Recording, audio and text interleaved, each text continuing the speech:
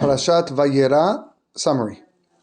On the third day after Abraham's Brit Milah, Hashem made it so hot so as not to bother Abraham with guests and to help him heal. Abraham, who was a big Baal Chesed, wanted to do Achnasat Orchim. Hashem sent 3 angels to visit him. When Abraham saw the guests, he ran to greet them and then ran to get them food. These angels ate and informed Abraham that in a year he and Sarah would have a son. 2 of the angels then went towards Sodom. When they arrived, Lot invited them in, hoping no one would see him. His wife, however, went to a neighbor and asked for salt for some guests. And soon afterwards, the entire town came to her to guest.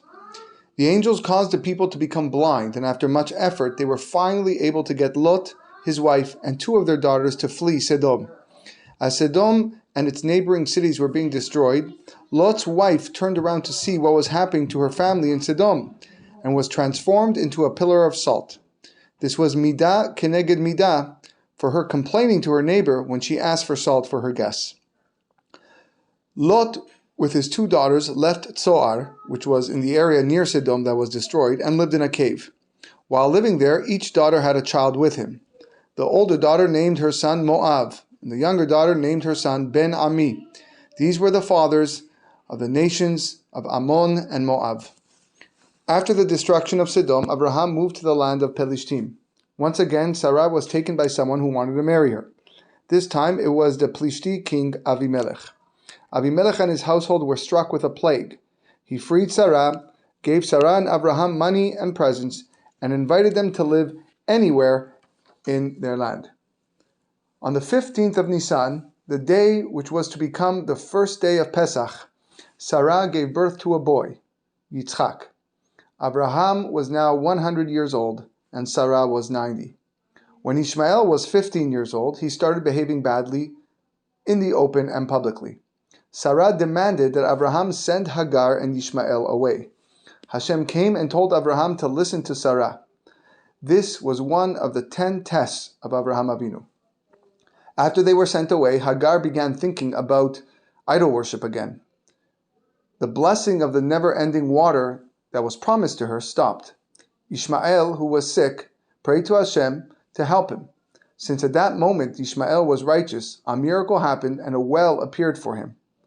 We read this parasha on Rosh Hashanah to show that Hashem judges us only on how we are at that moment and not how we will be in the future. Soon after, Avimelech, the king of Gerar, out of fear, made a treaty with Abraham in the city, which was then called Be'er Sheva. Abraham was now 137 years old, and Yitzchak was 37.